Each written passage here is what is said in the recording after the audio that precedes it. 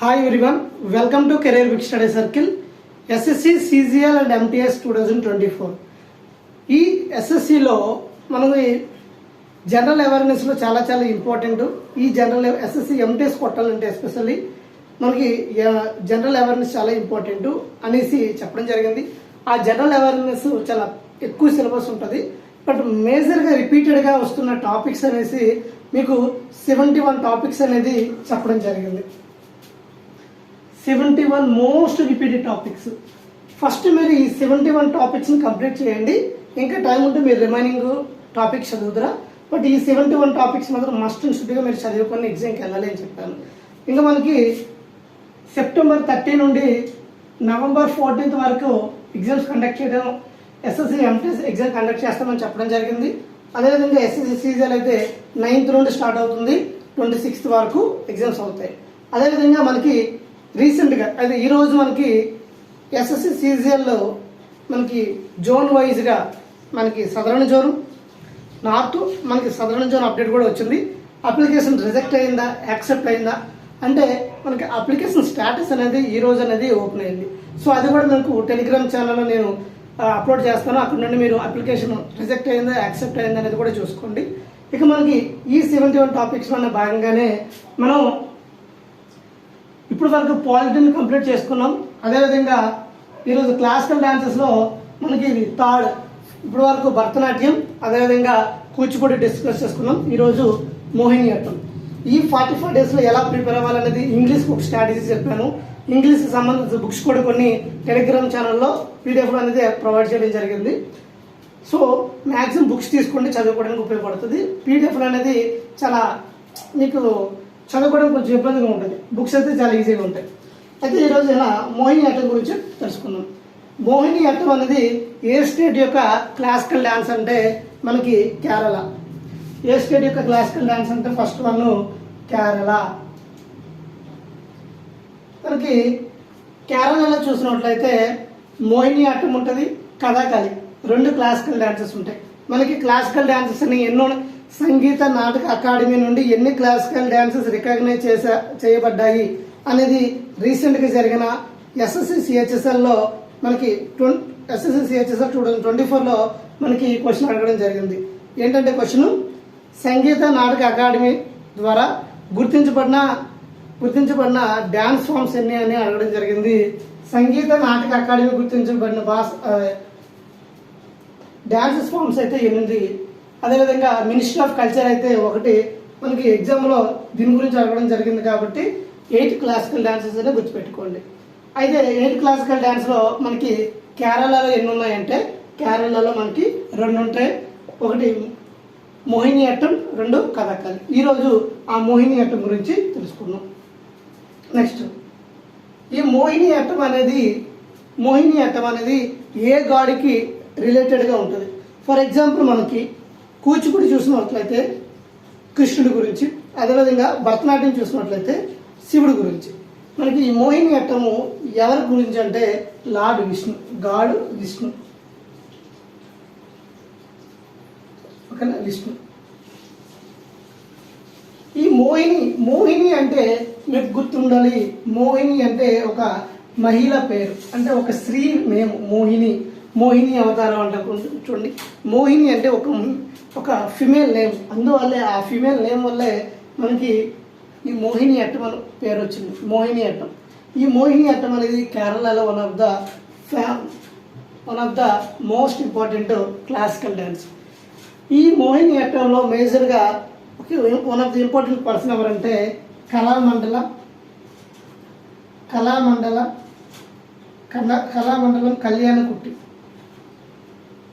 కళ్యాణకుట్టి అమ్మ. కళామండల కళ్యాణకుట్టి అమ్మ.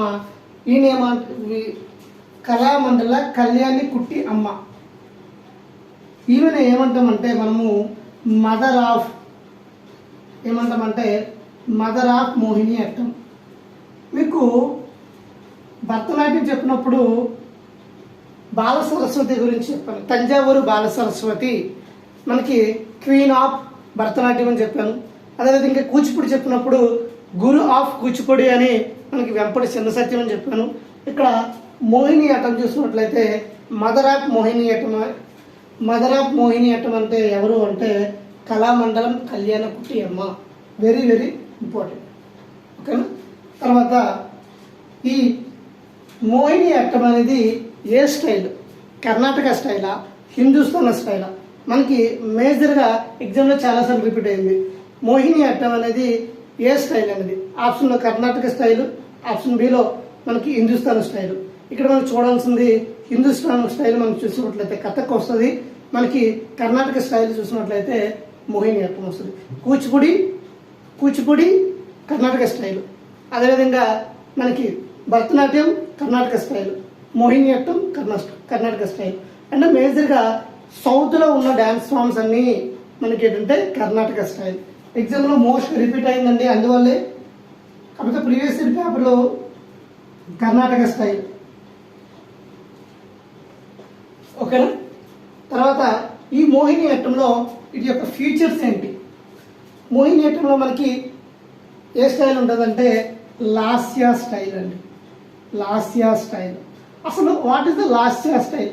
ఈ లాస్య అంటే ఏంటంటే మనకి ఈ మోహిని అట్టంని ఎక్కువగా ఈ మోహిని అట్టంని దేనికి సంబంధించిందంటే మోహిని ఫిమేల్కి రిలేటెడ్ కాబట్టి ఈ డాన్స్ ఫామ్ అనేది సోలోగా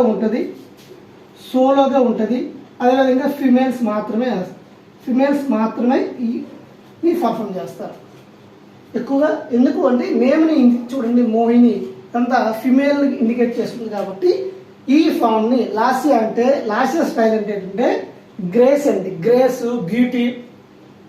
అండ్ బ్యూటీని ఏమంటామంటే లాస్య అంటాం. అందం, ఆ చేసే విధానం ఆ లాస్య స్టైల్ అంటారు. దాన్ని గ్రేస్ అండ్ బ్యూటీ అంటారు లాస్య అంటే. ఇవి ఎవరు పర్ఫామ్ చేస్తారు? మ్యాక్సిమం సోలో పర్ఫార్మెన్స్ ఉంటుంది. ఇవి ఎవరు అంటే పర్ఫామ్ చేస్తారంటే ఫిమేల్స్ మాత్రమే పర్ఫామ్ చేస్తారు. క్లియరా. నెక్స్ట్ ఇటు యొక్క ఫీచర్స్లో చూసినట్లయితే మనకి వీళ్ళు స్టైల్స్ ఉంటాయి, అంటే టెక్నిక్స్ ఉంటాయి. మనకి డ్యాన్స్ టెక్నిక్స్ ఉంటుంది, అదేవిధంగా హ్యాండ్ గెస్టర్స్ ఉంటాయి. మనకి హ్యాండ్ గెస్టర్స్ నెక్స్ట్ ఏంటంటే డ్యాన్స్ టెక్నిక్స్ అంటారు. దాన్ని వీళ్ళు ఏమంటారు ఆదివాసి అంటారు. ఏమంటారంటే ఆదివాసి. ఈ ఆదివాసిని ఎవరు డిజైన్ చేశారు అంటే కళ్యాణికుట్టి కళామండలం కళ్యాణికుట్టి అమ్మ, లేదా కళామండలం కళ్యాణికుట్టి అమ్మ. ఈమె mother of the Mohini Aattam అన్నాము. ఈమె మనకి ఈ ఆదివాసీ స్టైల్ని అంటే డ్యాన్స్ టెక్నిక్స్ని ఇంట్రడ్యూస్ చేసింది ఎవరు అంటే మనకి కళ్యాణికుట్టి అమ్మ. సింపుల్గా కళామండలం అమ్మ అని చెప్పుకోండి. తర్వాత ఏంటంటే మనకి జగనం, దగనం, ఇలా మనకి జగనం, దగనం, గగనం, నెక్స్ట్ సంప్రణం, ఇవి మనకు ఉంటాయి. ఇవన్నీ కూడా ఈ స్టైల్స్ని ఎవరు మనకి దీన్ని ఏమంటామంటే ఆదివాసి అంటాము. దీన్ని డ్యాన్స్ టెక్నిక్స్ అంటారు. ఓకేనా. అదేవిధంగా వీటికి మనకి హ్యాండ్ గస్టర్స్ చూసినట్లయితే హ్యాండ్ గస్టర్స్ని 40 వరకు హ్యాండ్ గస్టర్స్ ఉంటాయి. దాన్ని ఏమంటామంటే కటం, పటకం, కథకం అని ఉంటాయి. ఇవి కొంచెం నేమ్స్ అనేవి మలయాళంకి రిలేటెడ్గా ఉంటాయి కాబట్టి నేమ్స్ అనేవి కొంచెం ఉంటాయి. ఎలా ఉంటాయంటే కథకం, పటకం అనే హ్యాండ్ గెస్టర్స్ ఎలా ఉంటాయి, ఇవి నియర్గా ఒక 40 వరకు ఉంటాయి. క్లియరా. అయితే ఈ మోహిని అట్టంని యొక్క సోర్స్ అనేది ఎక్కడి నుండి తీసుకున్నారు? వాట్ ఆర్ ద సోర్స్ చూసినట్లయితే మనకి ఎక్కడి నుండి అంటే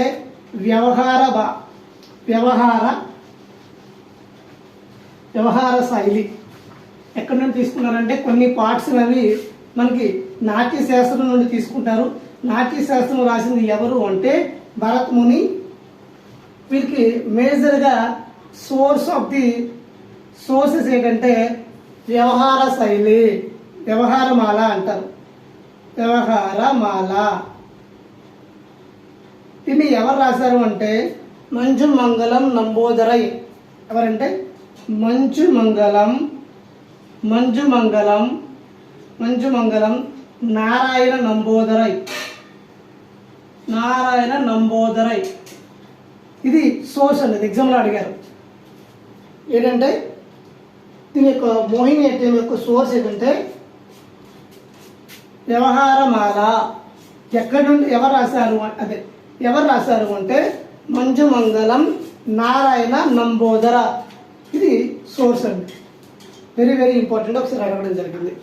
నెక్స్ట్ వీటి యొక్క కాస్ట్యూమ్స్. వీళ్ళు డ్యాన్స్ వేసేటప్పుడు వీళ్ళు ఏ కాస్ట్యూమ్స్ వేసుకుంటారు అంటే వీళ్ళు కసవ సారీ అంటారండి. కసవ సారీ అంటే ఎలా ఉంటుందంటే వైట్ అండి, వైట్ కలర్లో ఉంటుంది అండ్ ఆఫ్ వైట్ ఉంటుంది, ఇలా ఉంటుంది. వీళ్ళు కసవ సారీ, వీళ్ళ కాస్ట్యూమ్స్ ఏంటంటే కసవ సారీ. అదే మనం కూచిపూడిలో చెప్పుకున్నాం ఏంటంటే రకోడి చంద్రవంక, అదేవిధంగా అడ్డబారస నెక్లెస్ అని చెప్పుకున్నాం. ఇక్కడ మాకు మోహినియట్టంలో కాస్ట్యూమ్స్ ఏంటంటే కసావా శారీ, దాన్ని వైట్ కలర్లో ఉంటుంది లేదా ఆఫ్ వైట్ కలర్లో ఉంటుందండి. తర్వాత వీటి యొక్క ఫీచర్స్ని చూసినట్లయితే కంటెంట్స్ చూసినట్లయితే పోర్షన్స్ చూసినట్లయితే ఏముంటాయంటే ఫస్ట్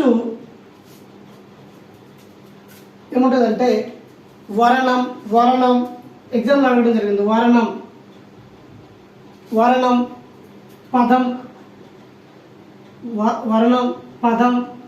పదం జటస్వరం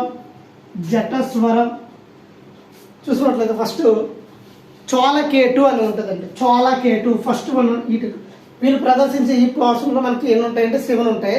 అందులో చోళకేటు అంటారు. చోళకేటు అంటే మనకి ఈ నాట్యం చేసేటప్పుడు ఫస్ట్ దేవుడిని ప్రార్థిస్తారు కదా, దాన్ని ఏమంటామంటే చోళకేటు అంటే ప్రేయర్ ఆఫ్ గాడ్ని ఏమంటామంటే చోళకేటు అంటారండి. చోళకేటు. ఈ చోళకేటు అంటే ఏమంటామంటే ప్రేయర్ ఆఫ్ గాడ్. వీళ్ళు ఈ నాట్యం మొదలు పెట్టేటప్పుడు ప్రేయర్ చేస్తారు కదా, దాన్ని ఏమంటామంటే చోళకేటు అంటాం. చోళకేటు తర్వాత వరణం అంటే వరణం, జటస్వరం, పదం తిల్లాన సప్తం. ఫస్ట్ చోళకేటు, జటస్వరం, వరం, పదం, తిల్లాన, సప్తం. ఓకేనా? ఇవన్నీ టెక్నిక్స్ అండి. ఓకేనా? నెక్స్ట్ వీళ్ళు ఈ మోహినియట్టంలో బాగా ఇంపార్టెంట్ యొక్క ఫేమస్ పర్సన్స్ చూద్దాం.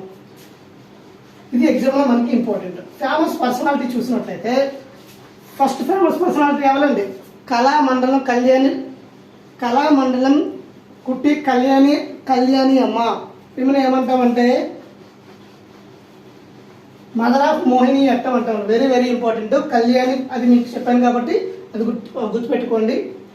సింపుల్గా కళామండల అమ్మ అని పెట్టుకోండి. ఓకేనా?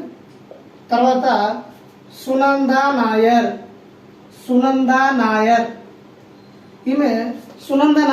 ఈమె మోహినియట్టంలో మాస్టర్స్ చేశారండి. మోహినియట్టంలో మాస్టర్స్ చేశారు. ఈ కళామండల అమ్మకి కేరళ అవార్డు వచ్చిందండి. కేరళకు సంబంధించిన స్టేట్ గవర్నమెంట్ ఇచ్చే అవార్డు కూడా వచ్చిందండి. వీళ్ళందరూ కూడా అవార్డ్స్ వచ్చాయి. బట్ అవి ఇయర్స్ అన్ని గుర్తుపెట్టుకోవడం కష్టమవుతుంది. బట్ ఇంపార్టెంట్ పర్సన్స్ నేమ్స్ గుర్తుపెట్టుకోండి. కళామండలం కుట్టి అమ్మ, సునంద నాయర్. ఈమె ఫస్ట్ శిష్యురాలు సునంద నాయర్. అదేవిధంగా Shyamamalini, next Sridevi, Raginidevi, next Vyjayanthimala, next Jayaprabha Menon, Kanak Rele. Next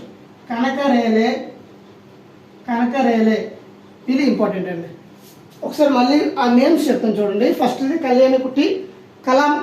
Kalamandalam అమ్మ, తర్వాత సునంద నాయర్, తర్వాత హేమమాలిని, తర్వాత శ్రీదేవి, రాగిణీదేవి, నెక్స్ట్ మనకి వైజయంతిమాల, తర్వాత మనకి జయప్రభ మీనన్, తర్వాత కనకరేలే.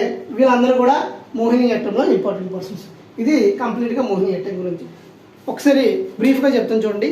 మోహినియట్టం అనేది కేరళలో మన కేరళ రాష్ట్రం యొక్క క్లాసికల్ డ్యాన్స్.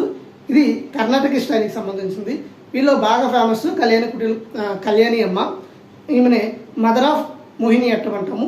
నెక్స్ట్ వీళ్ళు సోర్స్ అంటే వ్యవహారమాల. వీళ్ళ యొక్క టెక్నిక్స్ అనేవి చూసినట్లయితే మనకి జటం అని చెప్పాను కదా అవి. నెక్స్ట్ వీళ్ళ యొక్క ఇంపార్టెంట్ పర్సన్ చూసినట్లయితే సునంద నాయర్, హేమమాలిని, శ్రీదేవి, రాగిణీదేవి, వైజయంతిమాల, జయప్రభ, నెక్స్ట్ కనకరేలే, శివాజీ, నెక్స్ట్ వీళ్ళు ఉంటారు. బట్ మేజర్ ఇంపార్టెంట్ ఇవి. సో ఈ ఎక్స్ప్లెనేషన్ మీకు నచ్చినట్లయితే లైక్ చేయండి, షేర్ చేయండి, సబ్స్క్రైబ్ చేసుకోండి. Thank you all. జై హింద్.